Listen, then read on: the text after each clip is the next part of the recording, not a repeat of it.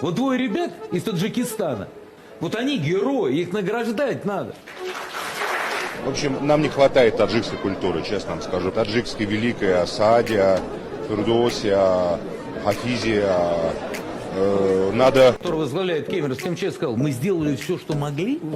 Как? Я не могу себе представить представителя МЧС, который...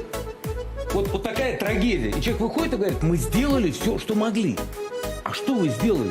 Вот двое ребят из Таджикистана, которые спасли там несколько десятков человек. Там больше 30, там под 50, да, вроде они спасли. Фотограф 30 жизней. Да, вот они сделали все, Да, что могли. вы правы. Мальчик, молодой человек, фотограф, вот он сделал то, что мог. правы. Мальчишка 19-летний, который вынес троих деток, он сделал все, что мог. Вот деток он взял, там одного чернопоезда, хотел, двух девчоночек схватил. Вот они герои, их награждать надо.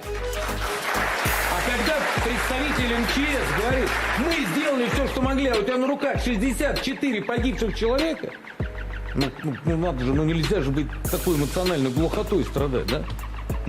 Я не могу себе представить, проходит операция, да? То есть ваши коллеги выходят, каждый погибший, это как личная трагедия. Глоток свежего воздуха. Другой сегодня человек подошел, молодой, и говорит, я вот как-то, когда вижу таджиков на улице, я, говорит, как-то вот раздражаюсь, чувствую, что это нехорошо. Я говорю, а что ты раздражаешься? Ты должен брать с них пример,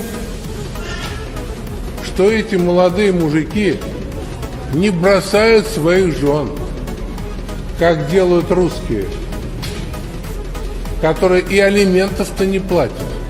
Платят только 10%.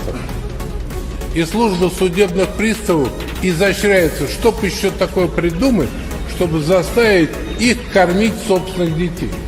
А эти едут за 3-9 земель, живут в каких-то вонючих подвалах, работают, их грабят, им часто не платят за заработанное, относятся как к собакам, и они отсылают деньги своим женам, матерям. Почему? Потому что они верующие люди.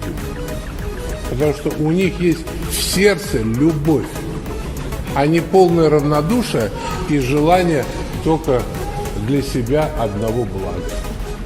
Вот чего. Поэтому не только не нужно на них раздражаться, а нужно их ставить на пьедестал и смотреть, как нужно относиться к собственным семьям по-христиански. Мы не знаем там каких обычаев мусульманских, но они поступают по-христиански.